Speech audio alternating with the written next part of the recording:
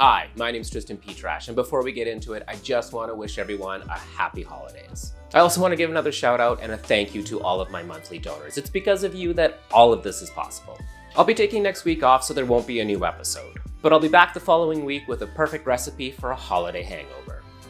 You won't find these on any traditional menu, unless you happen to be in my hometown of Thunder Bay, Ontario, where they are the absolute star of every Chinese restaurant in town. Now, you could use side or back ribs, but spare ribs really are best here. Like their beef counterpart short ribs, they have a great amount of marbling, which means they'll end up being super juicy and packed with flavor. Totally optional, but I'm going to remove the membrane from underneath. They don't break down even when cooked, and will just make the spare ribs that much better and tenderer. They're pretty easy to remove too.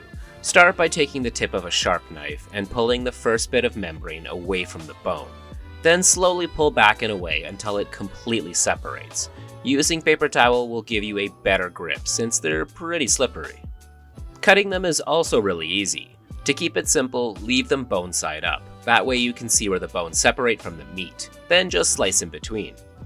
Ah, the money shot. When you get to the tail end of the ribs, you'll see this flap of meat. Normally, it's just cut off to even out the ribs, but everything's going to be breaded and deep fried, so these will just end up being boneless pieces. Waste not, want not. Toss all of the cut spare ribs into a large mixing bowl. We'll be making a marinade for them, which is where bonbons get their signature flavor from. To that, we're going to add kosher salt, freshly cracked black pepper, and the secret ingredient, Chinese 5-spice. 5-spice is a combination of star anise, cinnamon, cloves, fennel, and Szechuan peppercorns. It's also one of my absolute favorite ingredients to use. We'll also be adding some soy sauce, sesame oil, fresh garlic, and finally 1 egg. The marinade will do 2 things. Flavor and tenderize the spare ribs, while also serving as the binding agent for the breading. Give everything a good mix and set aside in the fridge for at least 1 hour, up to 48. For the breading, we'll need a... Hello?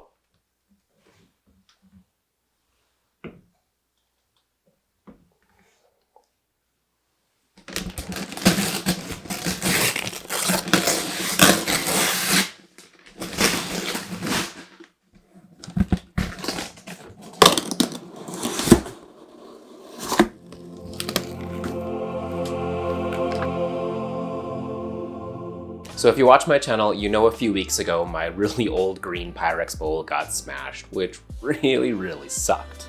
But one of my viewers and just all around awesome bud, Carlos, actually tracked this down for me and gifted it to me the other day. So thank you from the bottom of my heart, Carlos. You are awesome.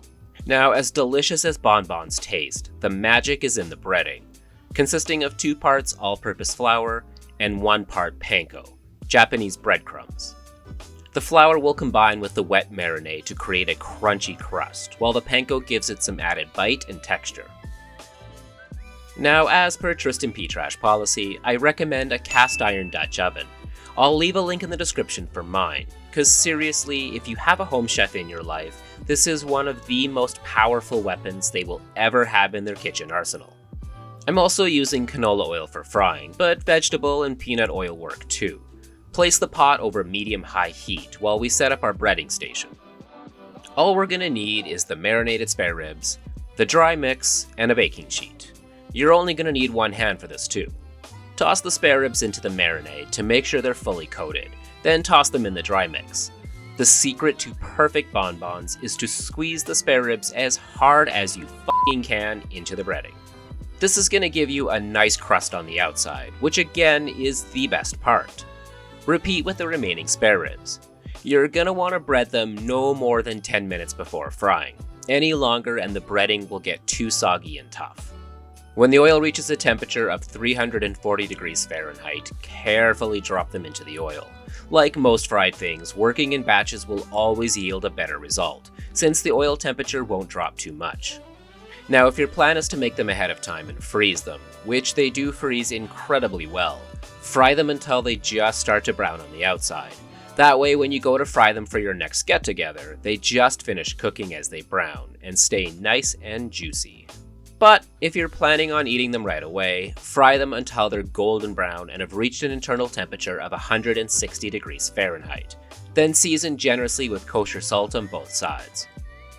Bonbons are traditionally served with sweet and sour sauce, which you can check out episode 80 to learn how to make your own. Then bust out your fanciest plate and pile the bonbons to the moon. There is one final secret that makes bonbons great, and that's MSG. Sprinkling a little bit on top will give them a nice, slightly salty umami flavor.